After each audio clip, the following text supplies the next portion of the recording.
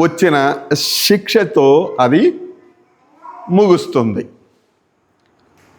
Clarence లార్కిన్ గారు ఏమంటారు అని అంటే డీజెనరేషన్ అని అన్నాడు.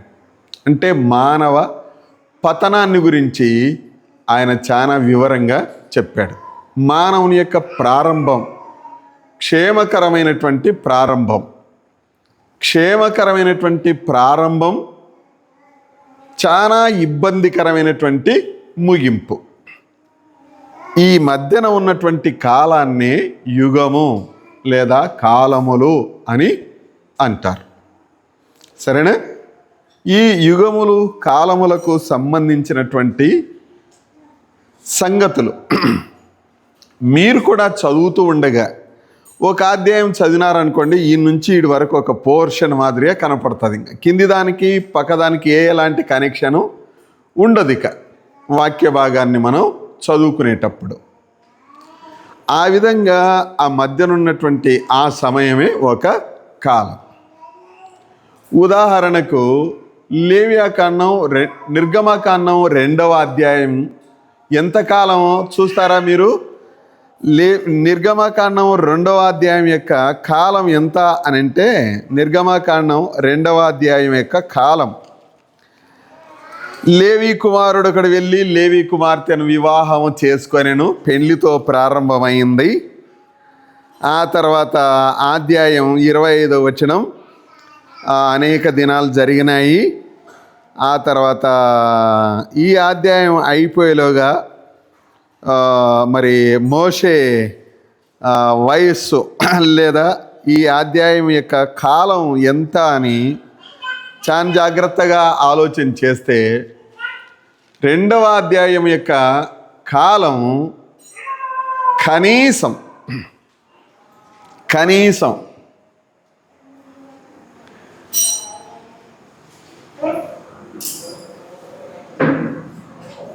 83 ఏండ్ల కంటే ఎక్కువే. 83 ఏండ్ల కంటే ఎక్కువే. ఎందుకంటే మోషే కంటే అహరోను పెద్దోడు 3 ఏండ్లు. పెళ్ళి అయ్యింది. అమ్రాము యోకెబేదు వివాహం జరిగింది. వివాహం అయిన తర్వాత ఎన్ని సంవత్సరాలకు ఎప్పుడు అహరోను పుట్టారో మనకు తెలియదు. కానీ ఒకవేళ ఇట్లా అనుకుంటే మోషే కంటే అహరోను 3 ఏండ్లు పెద్దవాడు. అప్పటికి ఆ టైం అంటే ఈ 2వ అధ్యాయం యొక్క కాలం ఎంత అని అంటే 83 సంవత్సరాల కాలం. ఎన్ని వచనాలు ఉన్నాయి చెప్పండి? 25 వచనాలు ఉన్నాయి. వచనాలు 25 ఉన్నాయేమో కానీ కాలం మాత్రం ఓ యబ్బా 25లు కనీసం 3 సార్లు వేసుకోవాల్సి వస్తుంది, ఎక్కువనే కదా. అలా అనమాట. ఆ కాలాన్ని అంటే కొన్ని సంభవాలు జరిగినటువంటి ఈ కాలాన్ని యుగము లేదా ఒక కాలము అని అంటారు. సరేనా? ఇందుట్లో మొట్టమొదటిది ఆదికాండం 1వ అధ్యాయానికి రండి. ఆదికాండం 1వ అధ్యాయంలో మనం ఈ సృష్టి ప్రారంభాన్ని మనం చూస్తాము. ఆ తర్వాత మళ్ళీ సృష్టి ఎలా జరిగిందో మనం చూస్తాము. 2 అధ్యాయాలలో దేవుడు చేసిన సృష్టిని మనం చూస్తాం. జాగ్రత్తగా వినండి. దేవుడు వచనాలు చూడండి. 12వ వచనం నాకు ఇప్పుడే సాయంకాలం, నేను ఉదయం నుంచి చదువుకుంటా మ్యాప్ చూసుకుంటా, 12వ వచనం సాయంకాలం అర్థమైంది కొంచెం ఒక మాట. 1వ అధ్యాయం 12వ వచనం, భూమి గడ్డిని తమ తమ జాతి ప్రకారం విత్తనములిచ్చు చెట్లను తమ తమ జాతి ప్రకారము తమలో విత్తనములు గల ఫలవృక్షములను మొలిపింపగా అని చదువుతాను. అంటే కొన్ని చెట్లు ఏకంగా విత్తనాలే ఇస్తాయి. కొన్ని చెట్లు మాత్రం విత్తనాలు ఇవ్వడానికి పండ్లను ఇస్తాయి. దేవుడు మొలిపించునుగాక అని చెప్పాడు. అయిపోయింది. దేవుడు మొలిపించాడు. జాగ్రత్త వినండి. దేవుడు మొలిపించాడు. ఈ విత్తనములో ఏమి ఉంచాడు అని అంటే మొలిపించే శక్తిని ఉంచాడు. జస్ట్ ఇమాజిన్, అంటే ఒకసారి ఆలోచన చేయండి. బైబిల్ దేవుడు, మనము నమ్మిన దేవుడు ఎంత శక్తివంతుడు అని అంటే సృష్టిని కలగజేశాడు. ఆ దాంట్లో ఒక చిన్న ఎగ్జాంపులే చెప్తున్నాను. అంటే సృష్టిని కలగజేసి మాట చేత చేయి చేత, అంటే తను సృజించెను చేసెను 2 పదాలు ఉంటాయి. ఈ చెయ్యడంలో వాటంతకు అవే తమలో పునరుత్పత్తి చేసుకునే శక్తిని ఉంచాడు. ఎంత గొప్ప సంగతి! విత్తనం వస్తేనంటే, పండు ఇస్తేనంటే ఆ రెండింటిని మనం వాడుకోవచ్చు, తినవచ్చు. ఆ రెండింటిని కనుక మళ్ళీ భూమిలో వేస్తే మళ్ళీ ఆ విత్తనం లోపల నుండి మళ్ళీ జీవము, మొలక అనేటువంటిది వస్తుంది. అది జంతువులు కానీ, మనుషులు కానీ, విత్తనాలు కానీ, భూమి కానీ ఏమి ఉంచాడు అనంటే పునరుత్పత్తి శక్తిని తన సృష్టిలో ఉంచాడు దేవుడు. ఇది దేవుని, బైబిల్ దేవుని ఈ మొదటి అధ్యాయం నాకు అర్థమైన సంగతులని నేను జ్ఞాపకం చేస్తాను.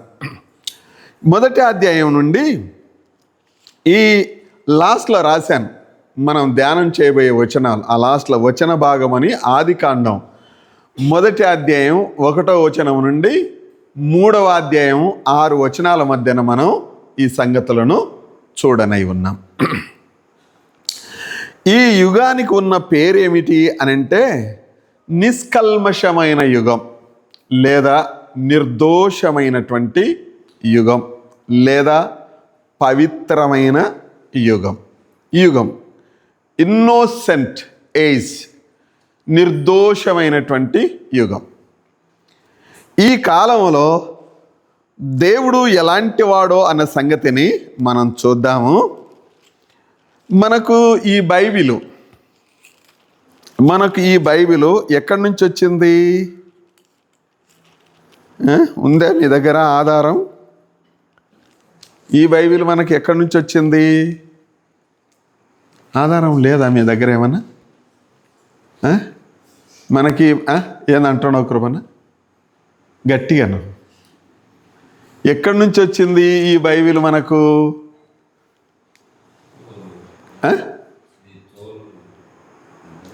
తోలు అట్లాంటి ఆధారాల నుంచి. Okay, right, very good. అడిగినా కానీ మొదటి పేజీలో మనకి ఇలా ఉంటుంది. ఆదిమ హెబ్రీ గ్రీకు భాషలలో నుండి భాషాంతరము చేయబడినది మొదటి పేజీలోనే. అంటే ఆదిమ హెబ్రీ భాషను గనుక మనం చదివితే ప్రతి వచనంలో, ప్రతి వచనానికి ఈ పదం ఉంటుంది. ఇది పదమే, ఇది అక్షరం. హెబ్రీలో అక్షరం వావ్.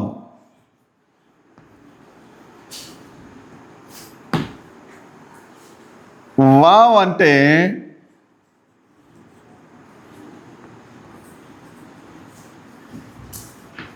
మరియు అని అర్థం. ఈ 31 వచనాలకు ప్రతి వచనానికి హెబ్రీ భాషలో మరియు అనేటువంటి ఆ అక్షరము ఉంటుంది. మీరు ఆన్లైన్లో కూడా చూసుకోవచ్చు. ఆదికాండం మొదటి అధ్యాయం 1వ వచనం. అంటే బైబిల్ దేవుడు సృష్టిని చేసేటప్పుడు ఆయన ఇది చేశాను, ఇది చేశాను, ఇది చేశాను అన్నీ చేసుకుంటూనే వెళ్ళాడు. దేర్ ఈస్ నో ఫెయిల్యూర్స్ అనమాట. మళ్ళా అని ఎప్పుడు చెప్తాము? ఇంకా సాల్ అనేటువంటిది లేనప్పుడు మళ్ళీ అని చెప్తాం. ఇంకా అని చెప్తాం. ఇంకా అనేటువంటిది రాలేదనుకో, పోరని ఇంక యాడికని చెప్పుదును, అయిపోయింది పో అని చేతులు ఎత్తేస్తాం మనం. బైబిల్ దేవుడు సృష్టిని చేసేటప్పుడు, మరియు మీరు English Bible, king James Bible, old one, 1611 సంవత్సరపు ఆ ప్రింటింగ్ ఇప్పుడు కూడా జరుగుతుంది. అది చదివితే ఎండ్ అనేటువంటి పదం ఉంటుంది, AND, ఎండ్.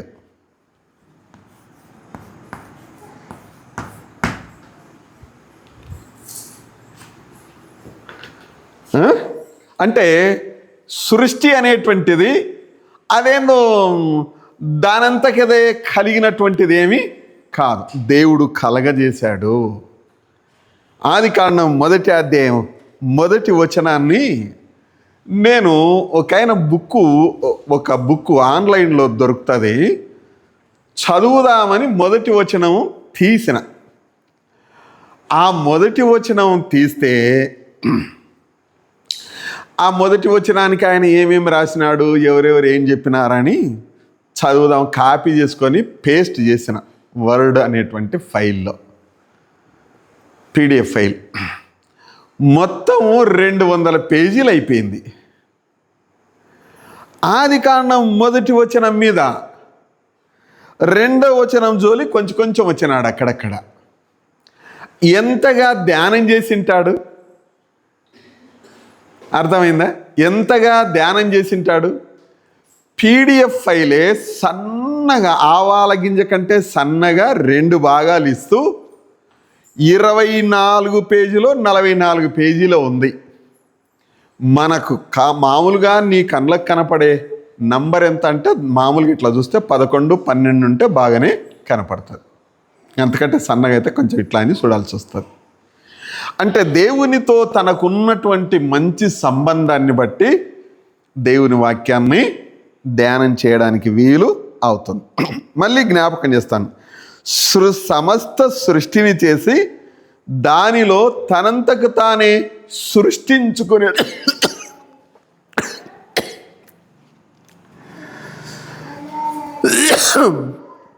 సారీ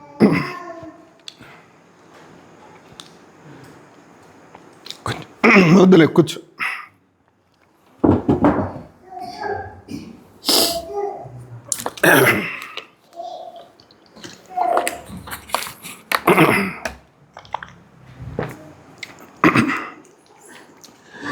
దానిలో సృష్టించుకునే శక్తిని దేవుడు ఉంచాడు. ఇది నిన్ను నీవుగా ఆలోచన చేసుకునినా, కుటుంబంగా ఆలోచన చేసుకునినా, పశుపక్షాదులను ఆలోచన చేసిన అర్థమవుతుంది. ఈవెన్ నీ శరీరం కట్ అయిందనుకోండి, లేకపోతే ఈ మాంసం తీసి ఇక్కడ వేయాలనుకోండి, ఇక్కడ మాంసం తీసి ఇక్కడ వేయాలనుకోండి, దానంతా కదే ఏమంటారు, పునరుత్పత్తి, పెరిగేటువంటి మాంసమైన, ఎముకైన, వెంట్రుకలైన పెరిగేటువంటి శక్తిని దేవుడు ఉంచాడు. అంత మాత్రమే కాదు, ఈ వెంట్రుకలు, గోర్లు వేస్ట్ అనుకున్న సందర్భాలు ఎప్పుడన్నా ఉన్నాయా మీకు? ఊరికే పెరుగుతుంటాయి కదా, అనుకోలేదా? ఎందుకు అనిపించలే? నీకు అనిపించిందే? ఎప్పుడు పెరుగుతూనే ఉంటాయి. నన్ను ఒక అక్క అని, నాన్న నీకు పెరిగే వెంట్రుకలు నాకన్నా పెరిగింటే బాగుండు అని. ఒక సంగతి చెప్పనా, ఈరోజు మీరు మందు తాగి వచ్చినారు అనుకోండి, ఈరోజు మందు తాగింటారు. ఎగ్జాంపుల్ చెప్తాను, స్పోర్ట్స్లలో ఆ రోజు వాళ్ళు పాల్గొంటారు, అన్నీ అయిపోతాయి, బహుమతులు అయిపోతాయి, అన్నీ అయిపోతాయి. నెల రోజుల తర్వాత వాళ్ళ గోర్లు, వాళ్ళ వెంట్రుకలు తీసుకొని టెస్టింగ్కు పంపుతారు. నెల రోజుల తర్వాత ఆ దినాన నువ్వేం చేసినావో, అంటే మందు తాగి వచ్చినావా, కొకైన్ వాడినావా, వేరేది ఏదన్నా వాడినావా, ఇంకేదన్నా వాడినావా అనేటువంటిది ఆ దినం నోరు శుభ్రంగా చేసుకొని నీట్గా వచ్చేసింటావు. ఎవరికి ఏ పరీక్షలకు దొరకదు. నెల రోజుల తర్వాత నీ గోరు, నీ తల వెంట్రుకలు తీసుకొని కొంచెం కొంచెం కట్ చేసుకొని ల్యాబ్లో పెడితే ఆ నెల రోజుల క్రితం నువ్వేం తాగినవో ఇవి రెండు చెప్పేస్తాయి. అంటే దేవుడు ఎంత శక్తిని ఉంచాడు దీంట్లో. అదే సందర్భాన రక్త ప్రసరణ లేని అవయవాలు మన జీవితంలో, మన శరీరంలో ఉన్నాయంటే రెండే. ఎందుకు నొప్పి కాదు మంగళాయన కట్ చేస్తుంటే? నువ్వు కట్ చేసుకుంటుంటే ఎందుకు నొప్పి కాదు? రక్త ప్రసరణ అనేటువంటిది ఉండదు. కానీ ఇందులో దేవుడు తన సాక్షులుగా, ప్రభుత్వానికి సాక్షులుగా దొరకని దొంగను దొరికించే స్థితిని వీట్లల్లో ఉంచాడు. ఇది బైబిల్ దేవుడు మనుషుల కొరకై సిద్ధం చేసినటువంటి సృష్టి. చదువుదాం. మొత్తము ఎన్ని వచనాలు ఉంటాయి అని అంటే, ఆదికాండం 1వ అధ్యాయం, 2వ అధ్యాయం, 3వ అధ్యాయం 6వ వచనం వరకు 60 వచనాలు ఉంటాయి. ఈ 60 వచనాలలో మనం చూడబోయేటువంటి విషయాలు 60 వచనాలు.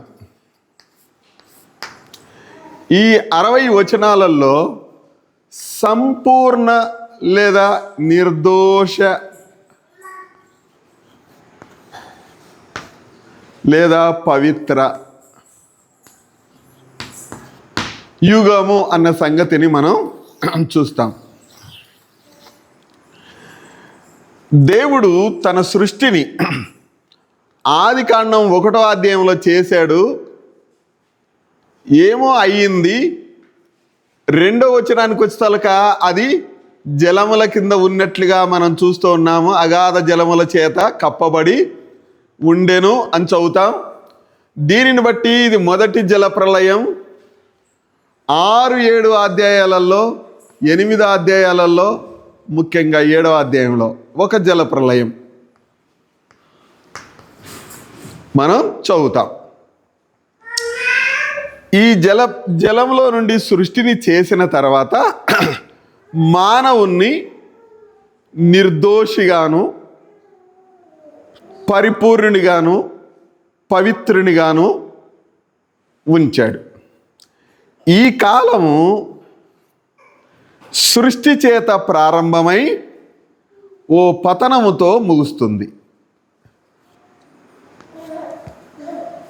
అంటే ఒక మంచి క్రియ చేత ప్రారంభమై ఒక చెడు క్రియ చేత ముగుస్తుంది. ఈ ముగింపులో శాపము అనేటువంటిది మనం చూస్తాం.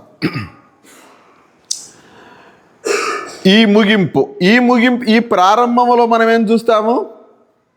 3 సార్లు ఆశీర్వాదాన్ని చూస్తాం. చూడండి, మొదటి అధ్యాయానికి రండి. ఆశీర్వదించెను. మనిషిని ఆశీర్వదించడానికంటే ముందే 22వ వచనం, 22వ వచనం, దేవుడు మీరు ఫలించి అభివృద్ధి పొంది సముద్రము జలములతో నిండియుండుడనియు, సముద్ర జలములలో నిండియుండుడనియు, పక్షులు భూమి మీద విస్తరించునుగా కనియు వాటిని ఆశీర్వదించను. పక్షులను ఆశీర్వదించను. 28వ వచనం, దేవుడు వారిని ఆశీర్వదించారంటే మనుషులను. సాయంకాలం నేను కూర్చొని చదువుతూ ఉంటే, ఆశీర్వదించబడిన వాడు దేవుని చేత ఆశీర్వదించబడినటువంటి వాటిని తినడానికి అవకాశం ఉంది. అనగా దేవుడిచ్చినటువంటి ఆశీర్వాదం ఏదైతే పొందిందో, దేవుడు ఆశీర్వదించి ఇచ్చినటువంటి దానిని ఆశీర్వదించబడినటువంటి వ్యక్తి తినవలసి ఉంది. యేసు ప్రభువారు ఒక రొట్టెనెత్తుకొని దీవించి విరిచి తన శిష్యులకు ఇచ్చెను.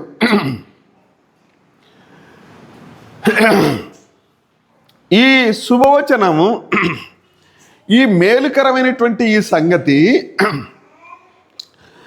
ఆరాధన చేసే వాళ్ళకి అర్థం కావడం లేదు.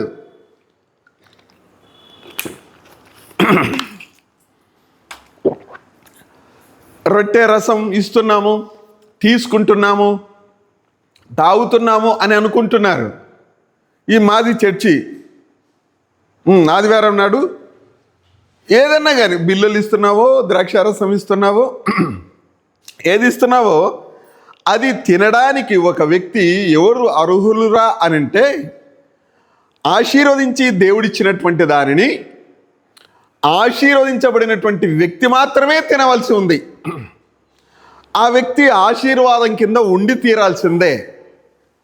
వారమంతట్లో మనం వచ్చినప్పుడు జరిగిన ఈ వారమంతట్లో కూడా దేవుని ఆశీర్వాదం కింద ఉండవలసి ఉంది. దేవుని ఆశీర్వాదం కింద ఉండకుండా రకరకాలైనటువంటి వాటికి, లోభాలకు, మోసానికి, పాపానికి, మరొక దానికి లోబడి దయగలినైనా పాపినైనా పరిశుద్ధిని చేయనైనా ఇప్పుడే ఇన్స్టంట్గా ఏమన్నా కానీ ఇట చేయి అట తీసుకుంటున్నా, దయగలిన ప్రభావ చేసినందుకు స్తోత్రమునైనా ఆమెన్నైనా కుదరదు. అది తగు జాగ్రత్తగా దేవునికి మనం అప్పగించుకోవలసినటువంటి వారం. మూడవ సంగతి 2వ అధ్యాయంలోనికి రండి. ఆశీర్వదించినటువంటి సంగతి 3వ వచనం, 2వ అధ్యాయం 3వ వచనం ఏమంది? కాబట్టి దేవుడు ఆ 7వ దినమును ఆశీర్వదించి పరిశుద్ధపరచను. అంటే దేవుడు తన సృష్టిలో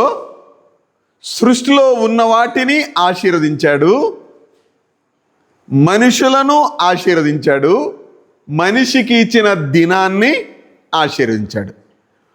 దేవుడు ఈ ఆశీర్వదించి ఇచ్చిన దీనిని దేవుడు చూసినప్పుడు ఎట్లుందంట? 31వ వచనం, 1వ అధ్యాయం 31వ వచనం.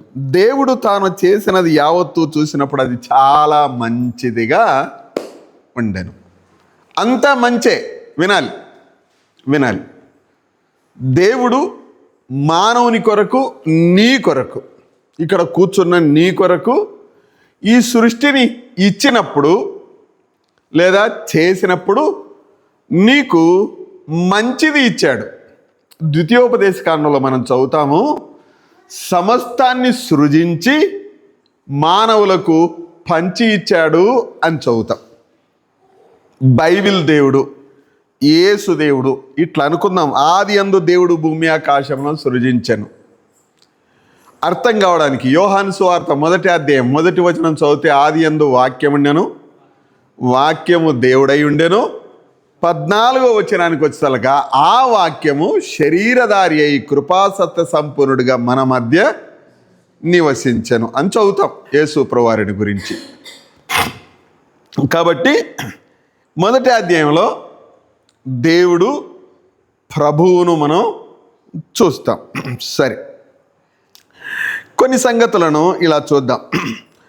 సృష్టికి ఆదికాండం 1వ అధ్యాయంలో 1వ వచనానికి ముందు దేవుడు ఎలాంటి వాడు అన్న సంగతిని మనం చూద్దాం. చూడండి, 1వ వచనానికి ముందు దేవుడు ఎలాంటి వాడు. 1వ వచనానికి ముందు దేవుడు ఎలాంటి వాడు. 1వ వచనం చదువుదామా? ఆది యందు దేవుడు భూమి ఆకాశమును సృజించెను అని చదువుతూ ఉన్నాం, అంతేనా? ఆదిలో దేవుడు ఎలాంటి వాడు అని అంటే నేను కొన్ని పాయింట్లు నాకు తలంపు వచ్చినటువంటివి రాసుకున్నాను. మీరు రాసుకోనండి, ధ్యానం చేయండి, మనసులో ఉంచుకోనండి, నింపుకోండి. దేవుడు మీకు మరి ఎక్కువ తలంపులను ఇస్తాడు. నేను మాటకి జ్ఞాపకం చేసే మాటని. దేవుడు సృష్టిని చేశాడు అని అంటే సృష్టికి బయట ఉన్నటువంటి వాడు దేవుడు, రైట్? సృష్టికి బయట ఉన్నటువంటి వాడు దేవుడు అంటే కుమ్మరైన కుండం చేసినట్టుగా, సరేనా? దేవుడు ఈ సృష్టి కంటే బయట ఉండి కలుగునుగా కానీ పలికాడు. సృష్టిలోనికి వచ్చినప్పుడు మనిషిని చేశాడు. కొందరు సరిగా అర్థం చేసుకొనక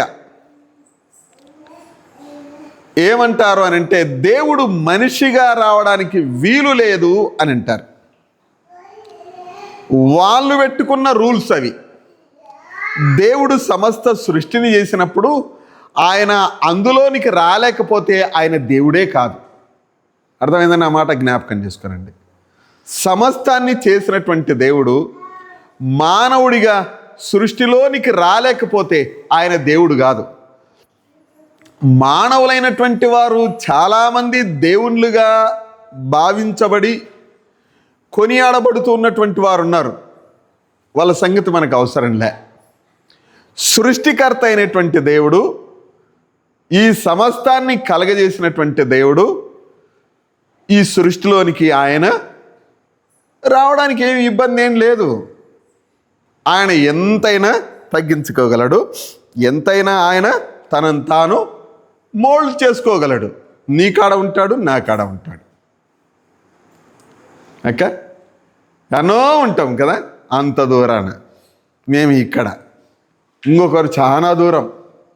కానీ ఆయన ప్రతి ఒక్కరి దగ్గర ఆయన ఉండగలడు, అంతేనా? కాబట్టి ఆ దేవుడు సృష్టిని చేసి సృష్టిలోనికి వచ్చాడు. ఇప్పుడు 28వ వచనం, దేవుడు వారిని ఆశీర్వదించి 26 నుండి చదివితే ఈ సృష్టిలోనికి ఆయన వచ్చి మనుషులను సృజించెను అన్నమాట మనం చదువుతున్నాం కదా. మనుషులను సృజించెను. 8వ వచనం, 2వ అధ్యాయం 8వ వచనం చూడండి. 7వ వచనం ఉండి దేవుడైన యెహోవా ఏమనింది?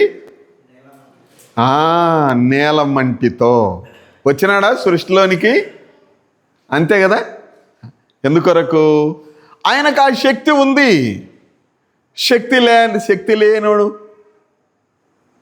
ఆయన చేతగానోడు కాదు కదా. యేసు ప్రభువారు ఎప్పుడు కూడా ఏదైనా చేయవలసి వచ్చినప్పుడు తన చేత ఏ ఆయుధము పట్టినవాడు కాదు. యేసు ప్రభువారు ఒకరిని రక్షించాల్సి వస్తే ఆయుధము పట్టినవాడు కాదు. ఆయన మాట, చేత, ఇవి రెండు మాత్రమే. మాట అంటే ఆయన పలుకు చేత, ఆయన చేతుల చేత సమస్తాన్ని చేశాడు.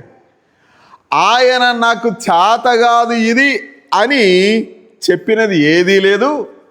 యేసు ప్రభువు వారి దగ్గరికి పోయింటే ఆయన బాగు చేయలేదబ్బా మాకు అని చెప్పినోడు కూడా లేడు. దేవునికి స్తోత్రం. మనం నమ్మిన ప్రభు అంత గొప్పవాడు. లూకా సువార్తలో ఒక్క వచనం చదివి మళ్ళీ ఇక్కడికి వద్దాము. ప్రభు జ్ఞాపకం చేశాడు. లూకా సువార్త 1వ అధ్యాయం 37వ వచనం. 1వ అధ్యాయం 37వ వచనం చూడండి.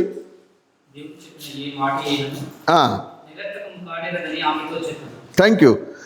దేవుడు చెప్పిన ఏ మాట అయినను నిరర్థకము కానేరదు. మరియమ్మతో దూత చెప్పినటువంటి మాట.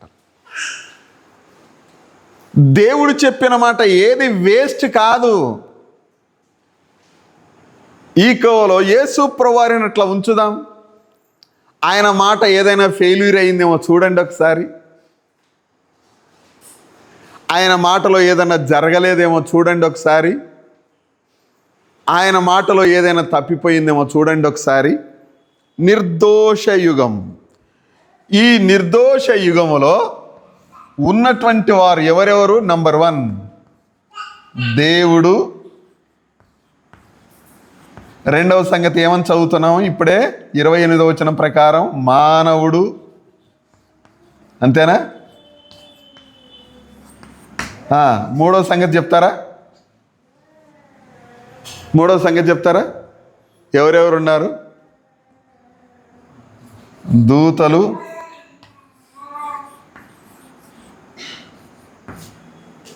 మానవులు అంటే నరులు ఇద్దరు.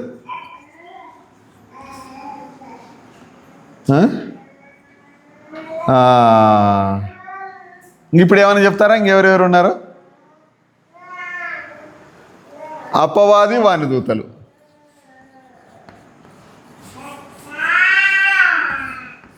ప్లస్ 1 దూతలు.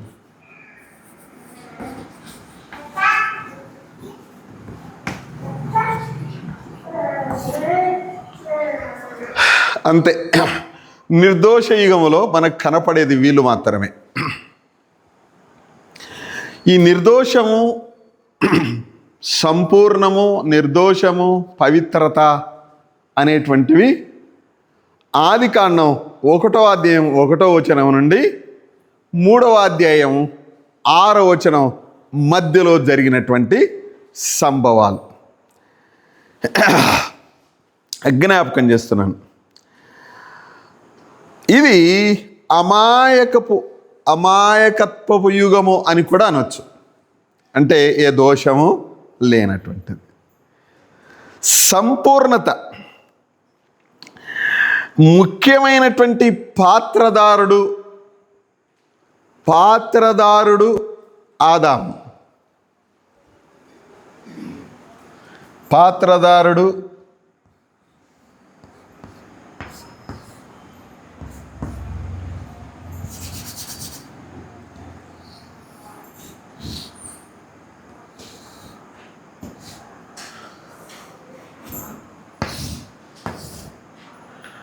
ఆన్లైన్ చూసే వాళ్ళు కూడా చూసుకోవచ్చు. ఆదాము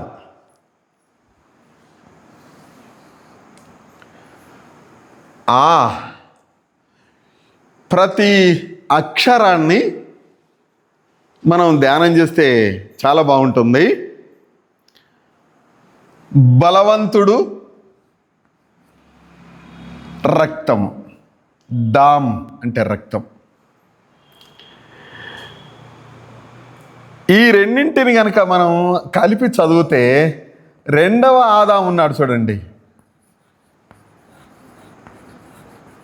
2వ ఆదాము ఎవరు? క్రీస్తు ప్రభువారు. ఈ ఆదాము అనేటువంటి పూర్తి పేరు యేసు ప్రభువారి దగ్గర నెరవేరడం మనం చదువుతాం. యేసు ప్రభువారు సర్వశక్తిమంతుడు, బలవంతుడు. అనే అక్షరానికి హెబ్రీ భాషలో దాదాపుగా 7 బలమైనటువంటి అర్థాలు ఉన్నాయి. బలవంతుడు, సర్వశక్తిమంతుడు, సమస్తం కలిగినటువంటి వాడు, అన్ని సర్వశక్తిమంతుడు అనే దగ్గర అన్ని శక్తుల మీద తనకే ఎక్కువ శక్తి ఉన్నటువంటి వాడు. ఈ విధంగా 7 అర్థాలను ఆ అక్షరం చెబుతుంది హెబ్రీ భాషలో. ఆదాము మొదటివాడు, బలవంతుడైనటువంటి వాడు. మానవుడు ఆదామును బలముతోనూ రక్తముతోనూ నిర్మించను. మనం ఏం చదువుతూ ఉన్నాం? చాలా జాగ్రత్తగా చూడండి. 2వ అధ్యాయంలో దేంతో నిర్మించను? 2వ అధ్యాయం మనం చదివినాం కదా. మంటితో నిర్మించను. మంటితో నిర్మించను. ఆ మంటిలో ఏముంచినాడు దేవుడు? నరులను చేయుదము. ఏమండి, ఈ మాట కడుపు నిండిపోయింది నేను చదివినప్పుడు. ఒక్క ఆదాములోనే, ఆదాము అనంటే నరులు అని అర్థం. ఆదాము అనంటే నరులు అని అర్థం. ఒక్క ఆదాములో 17వ అధ్యాయంలో మనం చదువుతాం కదా, అపోస్తల కార్యంలో 17వ అధ్యాయంలో పౌలు గారి ప్రసంగంలో, ఒక్క మనిషి నుండి సమస్త జాతి మనుషులను, ఎన్నో వచనం చూస్తారా? ప్రతి జాతి మనిషిని. అపోస్తల కార్యంలో 17వ అధ్యాయం పౌలు గారి ప్రసంగంలో 24వ వచనమును, జగత్తును అందలి సమస్తమును నిర్మించిన దేవుడు. 26వ వచనం, యావద్భూమి మీద కాపురముండుటకై ఒకని నుండి ప్రతి జాతి మనుషులను. చూసారా? ఆ ఒక్కనిలోనే ఎంతమంది ఎన్ని జాతులను దేవుడు ఉంచాడు. అందుకొరకే దేవుడు సృష్టికర్త అయినటువంటి దేవుడు మనిషిలో సృష్టించుకునేటువంటి శక్తిని ఇచ్చాడు. సృష్టిలో సృష్టించుకునేటువంటి శక్తిని ఉంచాడు. బల్లి తోక ఇరిగింది అనుకోండి, చూసినారా ఎప్పుడన్నా తోక ఇరిగిన బల్లిని? ఏమవుతుంది? చూడలేదా మీరు ఎప్పుడు? మళ్ళీ ఏం చెప్పారు చూసింటే? కొట్టుకునేది కాదు, మళ్ళీ పెరుగుతుంది. అది తోక ఇరుగుతుంది కదా, మీకు కావాల్సిన సాకండి ఏమన్నా ఉంటే దాన్ని జాగ్రత్తగా పెట్టుకోండి. ఆ తోక ఇరిగిపోతే మళ్ళీ పెరుగుతుంది. నేను ఆ పని చేసి చూసిన చాలా జాగ్రత్తగా. ఆ ఇంట్లో ఉన్నప్పుడు దాన్ని తోక నిరగొట్టి దాన్ని ఎక్కడ పోకుండా ఇంట్లోనే బూజు పురుగులు తెచ్చేసుకుంటా, అవి వేసేసుకుంటా, అది ఇట్ట పోతే అట్ట పోతే చాలా జాగ్రత్తగా తిప్పలు పడాల్సి వస్తుంది. ఇప్పుడు చెప్తున్న సంగతి. మళ్ళీ తోక పెరుగుతుంది దానికి. ఎక్కడిది ఇది? దేవుడు ఉంచాడు ఆ శక్తిని, అంతే. అర్థం కావడానికి ఒక చిన్న ఎగ్జాంపుల్ చెప్తున్నాను. మంటిలో దేవుడు ఏముంచినాడు? ఆదాము బలము, సమస్త బలాన్ని ఉంచాడు, రక్తమును ఉంచాడు. రక్తము దేని కొరకు ఉంచినాడు? న్యాయాధిపతుల అదేంది లేవియా కాండంలో రక్తము ప్రాణం 17వ అధ్యాయం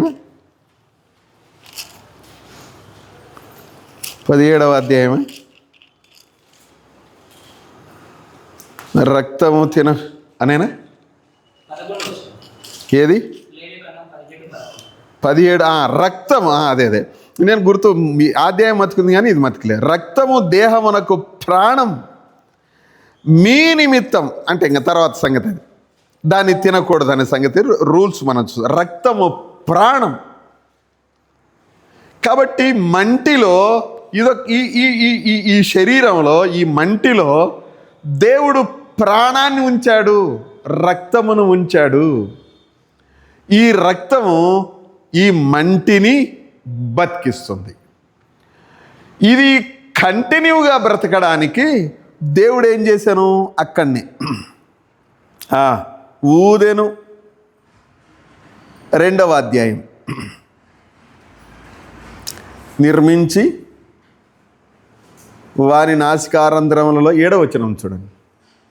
దేవుడని యెహోవా నీలమంటితో నరుడు నిర్మించి వారి నాసికారంధ్రములలో జీవవాయువును ఊదగా నరుడు ఏమైనాడు? అది సంగతి. జీవాత్మాయను అనే మాట మనం చదువుతున్నాం. ఈ జీవాత్మ లేదా ఈ నరుడు సమస్త సృష్టిని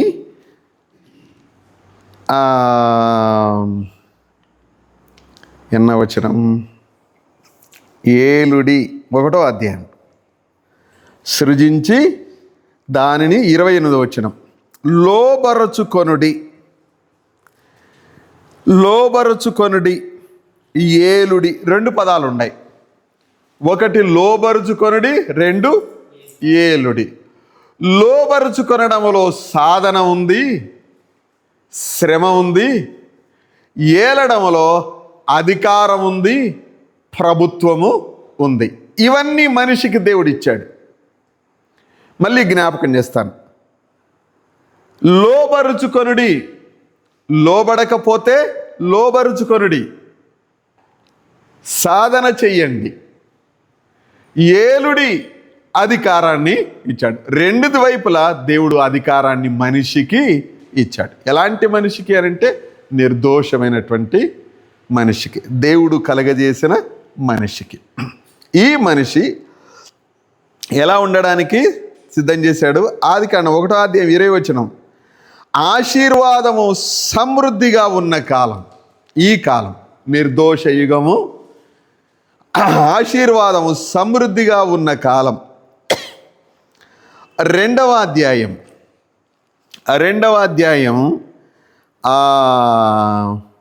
6వ వచనం 7వ వచనం భూమి మీద వర్షము లేని కాలం, నిర్దోష యుగం. భూమి మీద 3వ అధ్యాయం 18వ వచనం లేదా ఇక్కడనే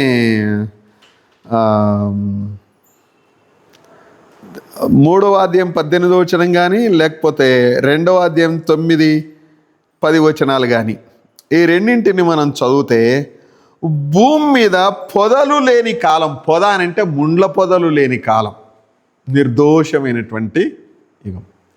భూమి మీద ముండ్ల చెట్లు లేని కాలం, ముళ్ళు లేని కాలం, ముళ్ళు లేని కాలం. ఆదాము దోషమును బట్టి ముండ్లు పొదలు మొలిసెను అని చదువుతాము.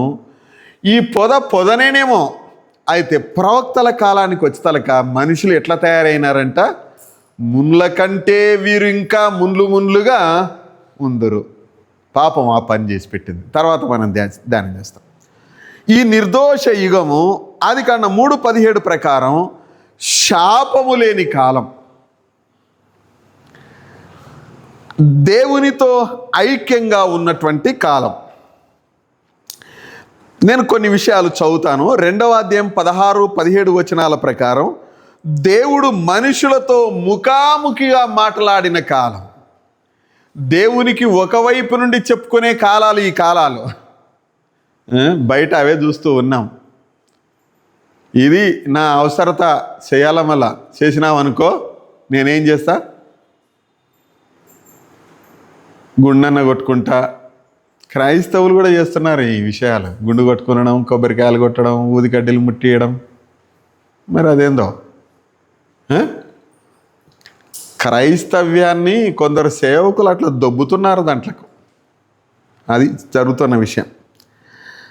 ఆ తర్వాత 2వ అధ్యాయం 16-17 వచనాల ప్రకారం దేవుడు మనుషులతో కాలము గడిపిన కాలం, సమయాన్ని దేవుడు మనుషులతో గడిపాడు. ఎంత మంచి మాట. పవిత్రత కాలం, నిర్దోషమైనటువంటి కాలం, యుగం. ఆ కాలం 1వ అధ్యాయం 2వ వచనం నుండి 3వ అధ్యాయం 6వ వచనం వరకు ఎంత కాలం ఉందో మనకు తెలియదు. ఆ తర్వాత ఈ కాలము సిగ్గు ఎరుగని కాలం, అనగా వస్త్ర సంబంధమైన ఆలోచన లేని కాలం. 1వ అధ్యాయం 25వ వచనం.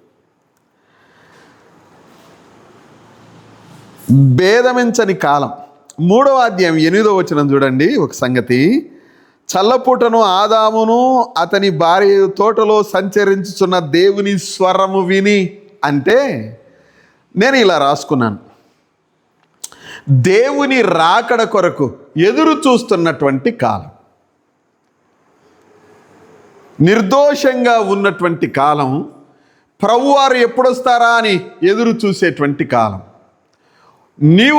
మనం ప్రభువు కొరకు ఎదురు చూడాలి అనంటే ఈ విధానం అవసరం. ఈ నిర్దోషమైనటువంటి యుగము ఆ దినాన ఉండింది. తిరిగి అది రీప్లేస్ చేయడమే యేసు ప్రభువారు ఈ లోకానికి వచ్చింది. నిర్దోషమైనటువంటి యుగం. తర్వాత జీవరాశులలో అంటే దేవుడు మనిషికి ఇచ్చినటువంటి ఈ సృష్టి, జీవరాశుల విషయంలో జంతువులు ఐక్యత కలిగి ఉండెను, భూ సంబంధమైన పక్షులు ఐక్యత కలిగి ఉండెను, ఆకాశ సంబంధమైనటువంటి పక్షులు ఐక్యత కలిగి ఉండెను. ఇవి గుంపులుగా ఐక్యత ఉన్నాయి, ఒకదానితో ఒకటి కూడా ఐక్యత ఉన్నాయి. ఐక్యంగా ఉన్నటువంటి కాలం. అదే సందర్భాన భూజంతువులు ఒకదానితో ఒకటి సంబంధము, ఐక్యత కలిగి దేవునితో సంబంధం కలిగి ఉన్న కాలం. ఎంత మంచి కాలం. దేవుడు దీనిని మళ్ళీ తీసుకురానికే ఆయన చేస్తున్న ప్రయత్నం. భూజంతువులు మానవునితో సంబంధాన్ని కలిగి ఉన్నాయి, ఆకాశ పక్షులు ఒకదానితో ఒకటి మానవునితోనూ దేవునితోనూ సంబంధం ఉన్న కాలం. ఏమండి? 5వ సంగతి, భూమిపై ప్రాకు జంతువులు కూడా రకరకాలైనటువంటివి, ఒకదానికొకటి సంబంధం. పాము కప్పని తినేది కాదు ఆ దినం. ఇప్పుడు మనం పావును చంపాలనుకో ఏం పెట్టాలా? ఏరదానికి కదా. ఎందుకొరకు? దానికే కుదిరేది, ఇంక మళ్ళీ దేనికి కుదరదు. ఇంకా బొక్కల ఉంది అని అంటే వేయాల్సిందే. ఆ దినాన ఇది లేదు, ఈ దోషం అనేటువంటిది లేని కాలం. భూమిపై ప్రాకు జంతువులు మనుషులతో కలిసి ఉన్న కాలం. ప్రాకే జంతువులు. మనకు పాము పాకే జంతువా నడిచే జంతువా? నేనే పాకే జంతువా నడిచే జంతువా? నేనే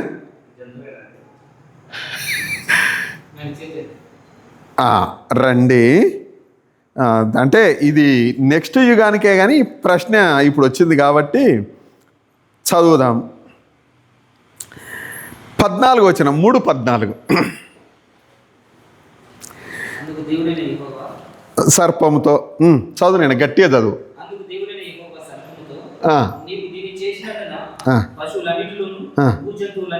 ఒక్క నిమిషం.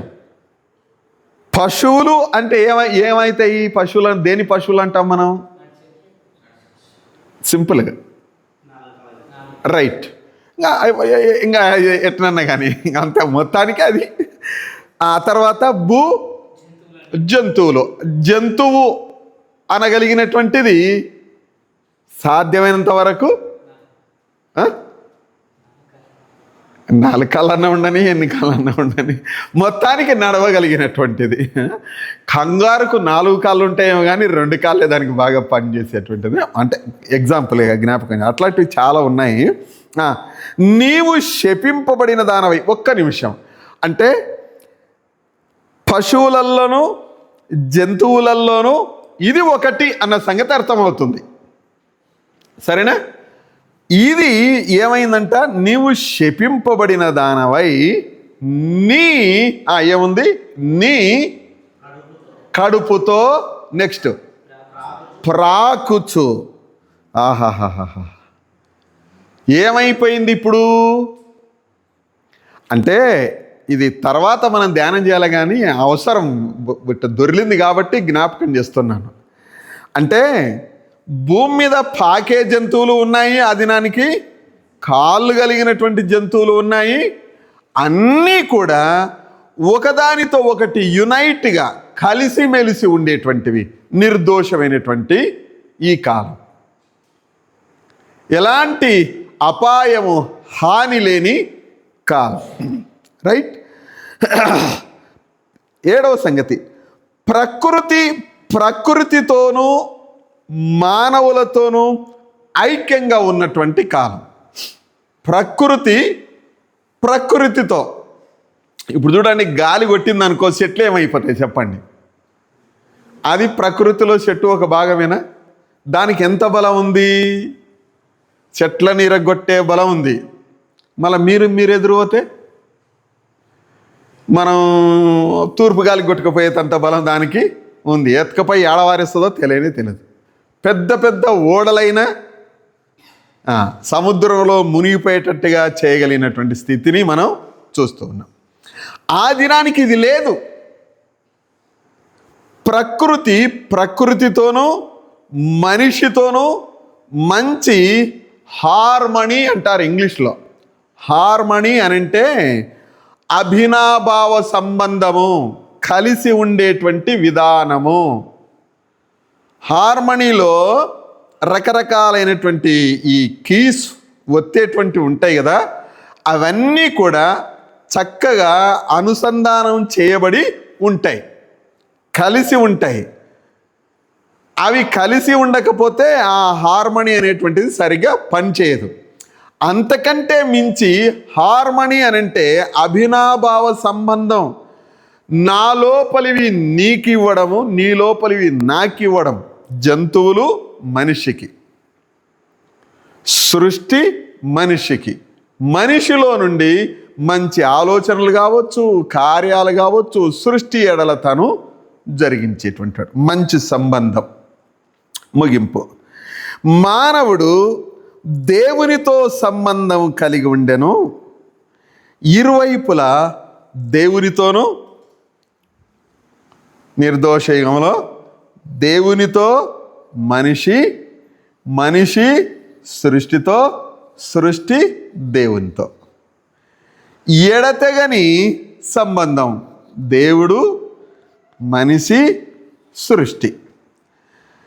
దేవునికి మనిషికి ఎలాంటి ఏమంటారు కనెక్షన్ తెగిపోయిన కాలము కాదు, కలిసి ఉన్నటువంటి కాలం, నిర్దోషమైనటువంటి ఈ కాలం. ఇలాంటి మంచి స్థితి కలిగిన ఈ కాలాన జరిగినటువంటి పరిస్థితి